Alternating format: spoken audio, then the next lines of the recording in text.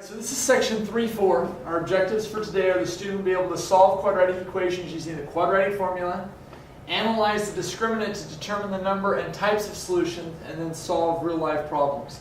Now, you've already worked with the quadratic formula before. The discriminant will be new to you, but I think you'll find it fairly easy to do. So if you remember the quadratic formula, if we put it in the form of ax squared plus bx plus c equals 0, then we can find x by using the formula x equals negative b, and then remember it's plus or minus because when you take the square root of something it's plus or minus, and then it's b squared minus 4ac, the whole thing divided by 2a. So that's what we're going to be working with today. And so we're going to go through several examples, and what I would do is just do enough that it makes sense to you, you remember it. And so these examples are on page 122 and 123 in the book, but I'll write them up here so we go through them. So the first one, x squared plus 3x equals 5. So the first thing we're going to always do is set it equal to 0, so we're going to move the 5 over. And I don't care if you do this or not, but for some of you it will probably help just to label things. So in this case, a is the number multiplied to x squared, and there isn't a number there, so it's 1. B is 3, and c is negative 5. So we plug it into the quadratic formula. Negative b plus or minus square root of b squared minus 4ac, and the whole thing divided by 2a. So as I plug these in, so it's the opposite of b, so that would be negative 3, plus or minus b squared, so 3 squared is 9, minus 4 times 1 times negative 5, and then the whole thing is divided by 2 times 1. And so now we just have to work this out. So we need to simplify what's in here.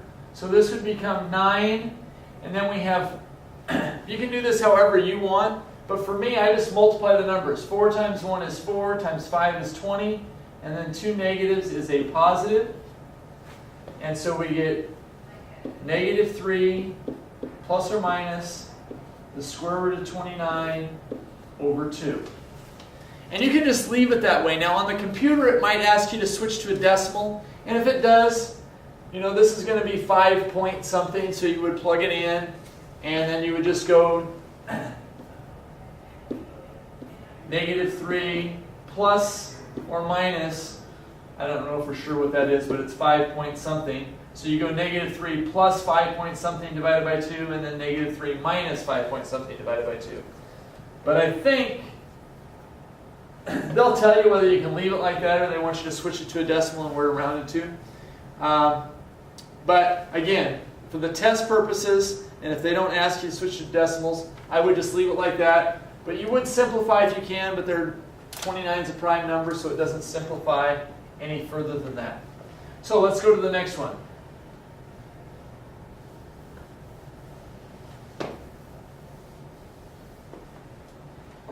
So number 2. 25x squared minus 8x equals 12x minus 4. So again, the first thing I'm going to do is set it equal to 0. So we have to move the 12x over and the 4 over. So we get 25x squared minus 20x plus 4. So our a is 25, our b is negative 20, and our c is 4. So as I plug this in, the opposite of b would be 20. Plus or minus b squared. Now it's negative 20, but remember anytime you square a number it's going to be positive, so that would be 400 minus 4 times 25 times 4. All over 2 times 25, so 50. So if we work this out, we get 400, and then 4 times 25 is 100, times 4 is 400, and we have one negative, so it's minus 400. So we get 20 plus or minus 0 divided by 50. Well, 20 plus 0 and 20 minus 0 is the same thing, so we get 20 over 50, which reduces to 2/5. So in this case, we only get one answer, and it would just be 2/5. All right, so that's the second example. Third example.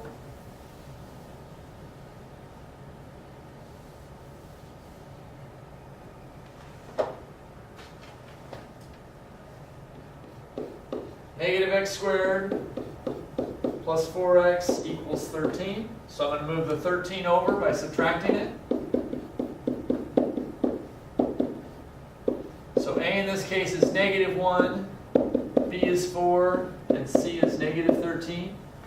So now we plug it in, and we get negative b, so -4, plus or minus 4 squared, so 16, minus 4 times -1 times -13, all over 2 times -1, so that would be -2. So working on, again, what's inside the square root, we get 16, and 4 times 1 is 4, times 13 is 52, and 3 negatives is negative. So we get -4 plus or minus 16 minus 52 would be a -36. So now we have a negative square root, which remember is an imaginary number. So to take care of that, we just go, remember to take care of the negative sign, we bring an I out front. And so now we have I square root of 36, and the square root of 36 is 6. So we get 6i over -2. And they should always reduce if you can. In this case, 2 goes into everything. So I can reduce that and say 2 goes into 4 twice, and negative and negative is positive. Now the negative into the plus or minus, it's going to switch the sign, but it's going to change the plus to a minus and the minus to a plus. So we still have plus or minus, and 2 goes into 6 3 times. So our answer is 2 plus or minus 3i. Now again, if the computer is probably going to want you to write both answers, so they'll probably want you to put 2 plus 3i and 2 minus 3i. So that would be one where you have an imaginary number.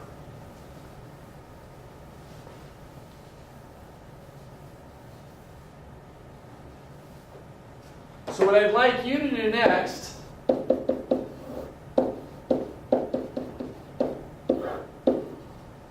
is to try the MP problems 1 through 6 on page 123, so you can go to the textbook and do that. Again, I would just do enough that you feel comfortable, that you're feeling that I can do the quadratic formula. And you can come back, I'll go through all of those on the video so you can see that you're doing them right. And like if you do 2 or 3 of them and you're getting them right, then you can stop. And if you miss some, then maybe try some of the others, and then come back and see how you did. So go ahead and pause the video, try some of those. So the first one, x squared minus 6x plus 4. So again, we're going to plug it in. Again, I don't care if you do this. Just might help you cut down on mistakes. So now we're going to plug those into the quadratic formula. So we get 6 plus or minus -6 squared is 36 minus 4 times 1 times 4 all over 2 times 1. So 4 times 1 times 4 is 16, so we get 36 minus 16. So you should have gotten 6 plus or minus the square root of 20 over 2. We can break the 20 down into 4 times 5 and 2 and 2, so we have a pair of 2's. So as I simplify that, I get 2 square root of 5 over 2. And then because 2 goes into both those, I can write my answer as 3. 2 goes into 6 3 times, 2 goes into 2 once. So 3 plus or minus the square root of 5 would be the answer on that one. So that's the first one.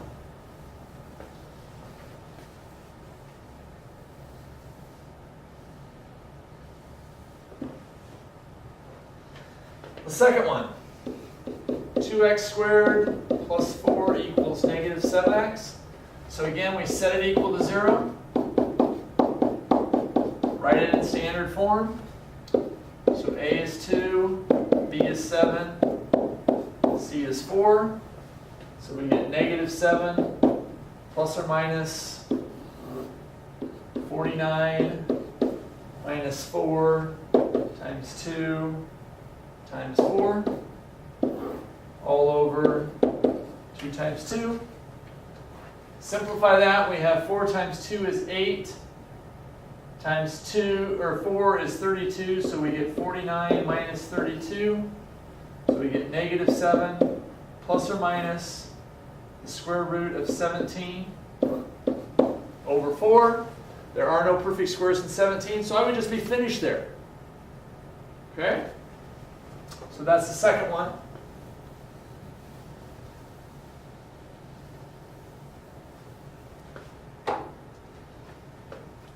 Third one, 5x squared equals x plus 8. So again, set it equal to 0, subtract x, subtract 8. So a is 5, b is negative 1, and c is negative 8. So we plug it in, so we get 1 plus or minus 1 minus 4 times 5 times negative 8. All over 2 times 5, which would be 10. So if we simplify this and we get 1, we have 4 times 5 is 20 times 8 is 160, and we have 2 negatives, so that's a positive. And so we get 1 plus or minus the square root of 161 all over 10.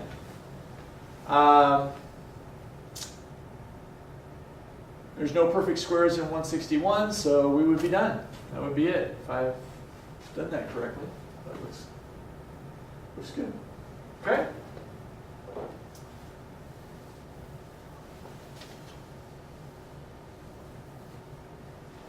Fourth one. X squared plus 41 equals negative 8x. Again, set it equal to 0, add the 8x.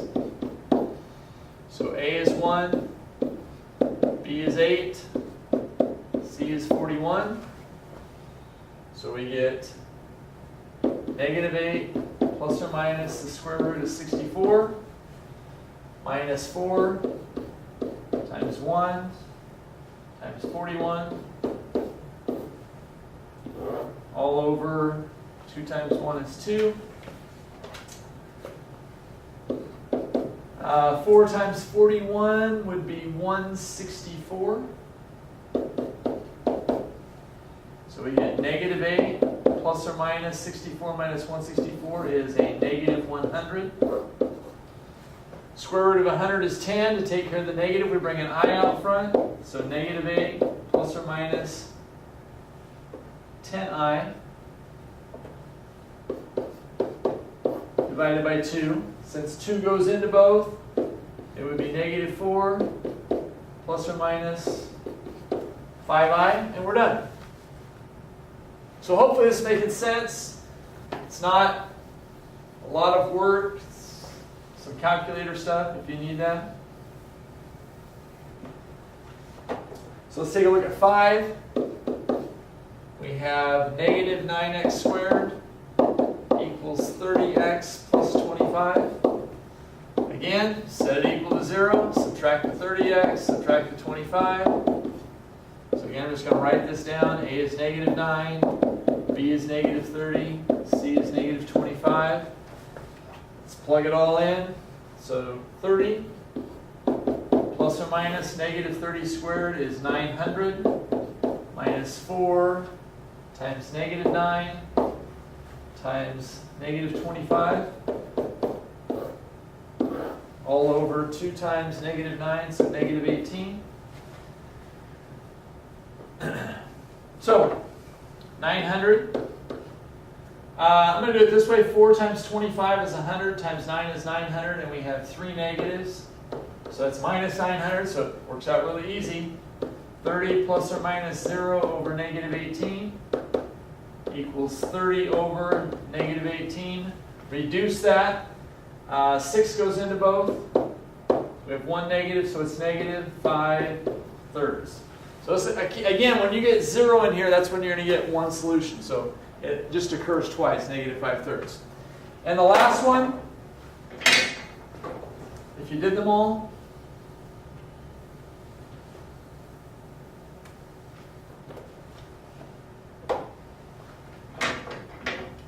number 6, 5x squared minus 7x squared equals 3x plus 4. I wrote that down, right? So that would be combine like terms, negative 2x squared, move the 3x over and the 4 over. So A is negative 2, B is negative 3, C is negative 4. So we get the opposite of B, 3, plus or minus negative 3 squared is 9, minus 4 times negative 2 times negative 4. All over 2 times negative 2 would be negative 4.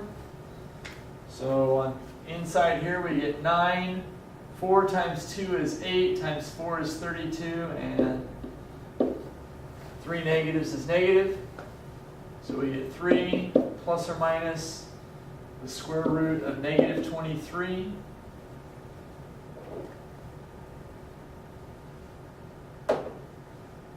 Negative 23 over negative 4. So we get 3. Remember to take care of the negative sign. We bring an I out front. There's no perfect squares in there. Now, here's one thing. The computer may not accept it this way. They may not like the negative sign on the bottom. If you have a negative sign on the bottom, for the test purposes, you could leave it that way, and the computer might accept it, but they may move the negative sign to the top and make the 4 positive. It doesn't make any difference, but if you put the negative up, it changes the sign of everything, so it changes the positive 3 to negative 3, and the plus or minus again just switch, so it becomes plus minus again. So the computer may want it that way, so just to be aware. The other part of this assignment is fairly easy. It's just new. In the quadratic formula, the part b squared minus 4ac under the square root is called the discriminant. And it's called the discriminant. Discriminant means to discriminate between things. Well, it's just to decide what type of solutions we have. So on some of it, they're just going to ask you what type of solutions and how many you have.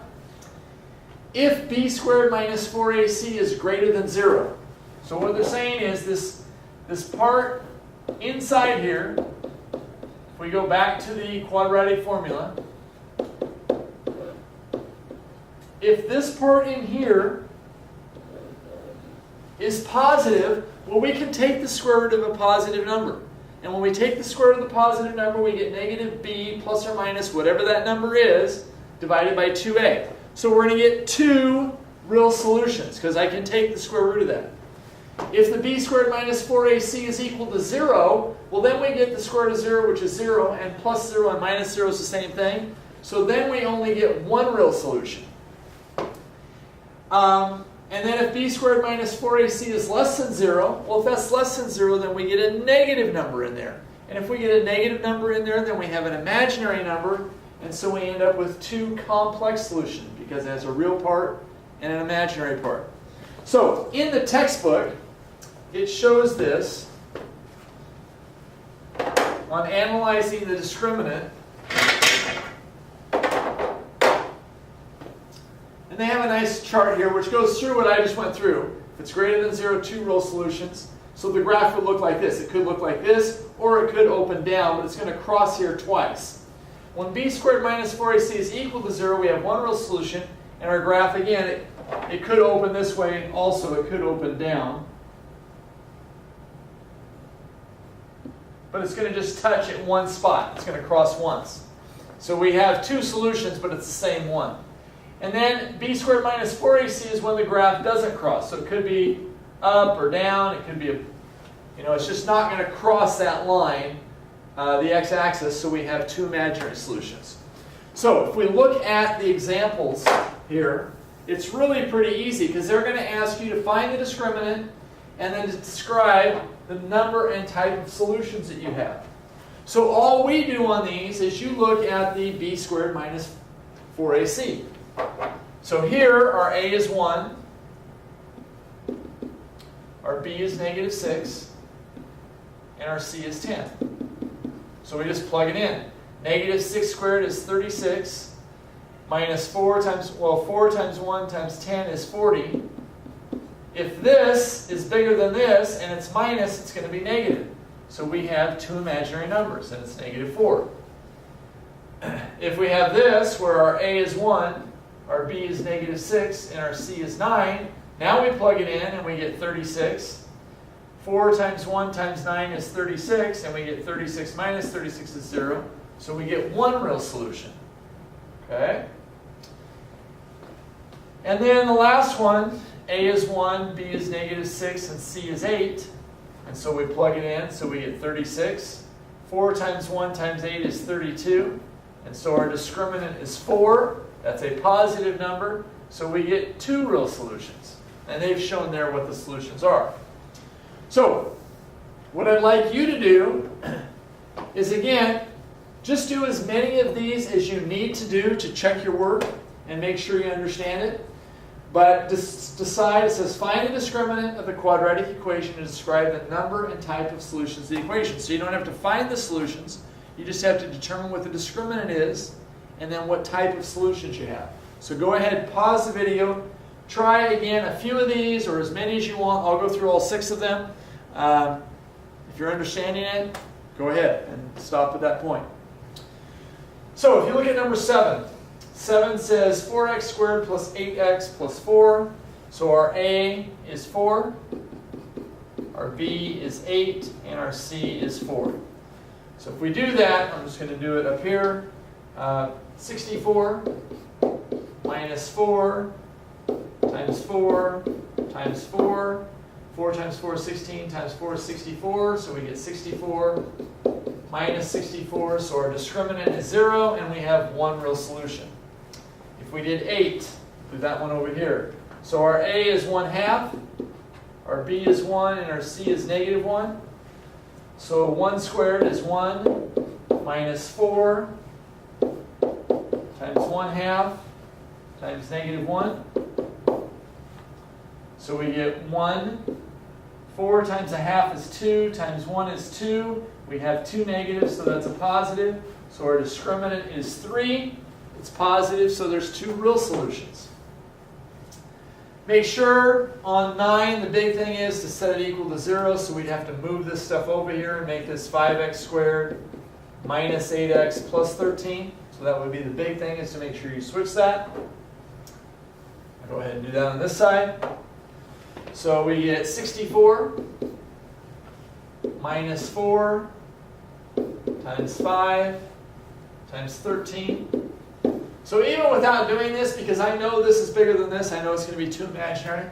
Let's go ahead and find the numbers. So that would be 20 times 13. So 2 times 13 is 26. So that would be 64 minus 260. So that would be a negative 196 is our discriminant. That's negative, so that would be 2 imaginary solutions. Again, move the 6 over. So our a is 7, our b is negative 3, and when we move the 6 over, that's negative 6. I'll just do that one up here. So we get negative 3 squared is 9, minus 4 times 7,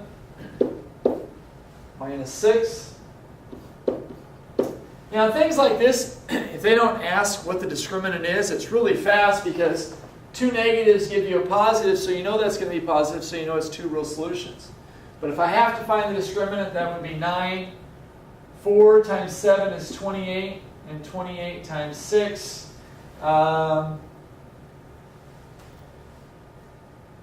168, so that would be 9 plus 168. I think that's right. So 177 is my discriminant, and so that would be 2 real solutions. Going back, 11. Our A is 4. Our B is 6. Move the 9 over by adding it. So our C is 9. So plugging this in, we would get 36 minus 4 times 4 times 9. Now here's again one, I know this is going to be bigger than 36, and so I know it's going to be, and it's 1 negative, so it's minus, so I know it's going to be 2 imaginary solutions. But the exact answer would be 4 times 4 is 16, 16 times 9 is 144. And so we get 108, negative 108. So that would be, it's negative, it's 2 imaginary solutions. And the last one, move it over, so we get negative 5x squared, add 10x, and subtract 6, so minus 5. So if I plug those numbers in, we get 100 minus 4 times negative 5 times negative 5. Okay? So we get 100, and then we have 3 negatives, so it's minus. 4 times 5 is 20. 20 times 5 is 100. So we get 0. So the discriminant is 0, so we have one real solution. So those are pretty easy to do. The last thing I want to take a look at is, they're going to ask you, if we take a look at example number 5, it says find a possible pair of integer values of a and c so the equation ax squared minus 4x plus c equals 0 has one real solution. Well, if it has one real solution, remember the discriminant has to equal 0. So our b squared minus 4ac has to equal 0. And we know that b is 4, so that would be 16. So all you do is you solve for a and c. So we subtract 16, and we get negative 4ac equals negative 16. Divide by negative 4. And so your a times c has to equal 4. So they want you to pick a pair of integer values. So we have to be careful because it said integers. And so, because there's lots of numbers that you could use, 16 and 1/4, because that would give you 4. But they want integers, so whole numbers. So I could use negative 2 and negative 2. I could use 2 and 2. I could use 1 and 4, or negative 1 and negative 4. Those would be the only integer combinations. If they said numbers, then you could use an infinite amount of numbers that would give you that. You just have to make sure that they multiply together to give you 4. So that would be the last thing that they're going to ask you to do on the assignment. And your assignment